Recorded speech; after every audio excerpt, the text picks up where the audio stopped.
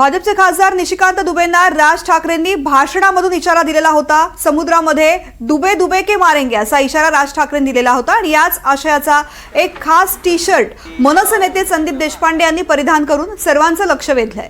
देशपांडे यांनी T shirt वरती हा संदेश देत पुन्हा एकदा दुबेंना इशारा दिलाय। संदीप देशपांडे यांच्याशी बातचीत केली आहे आमचे प्रतिनिधी देवेंद्र कोल्हटकर यांनी।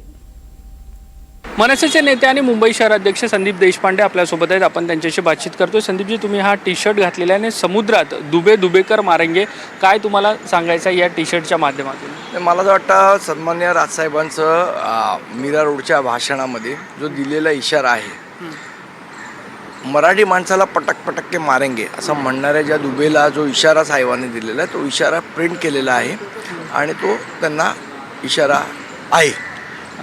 जे खासदार आहेत निशिकांत दुबे यांनी मुंबई असेल, महाराष्ट्र असेल, मराठी माणूस असेल या संदर्भात वादग्रस्त वक्तव्य केलं होतं आणि त्यानंतर तुमच्याकडून अशा पद्धतीचं त्याला प्रत्युत्तर म्हणायचं?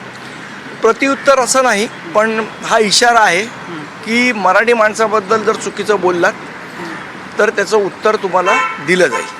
महाराष्ट्रातल्या काही खासदारांनी देखील त्यांना आता जे काही संसद भवनाचं अधिवेशन चालू आहे त्यामध्ये देखील त्यांना भेटल्या होत्या, जाब विचारला होता, तुम्ही देखील त्यांचं अभिनंदन केलं होतं? निश्चित खरोखर म्हणजे मराठी माणूस म्हणून महाराष्ट्रात सगळा मराठी माणूस एकवटतोय, पक्षाच्या कुठले अभिनिवेश न ठेवता। मला असं वाटतं हे खूप सुखदायी आणि आनंददायी आहे।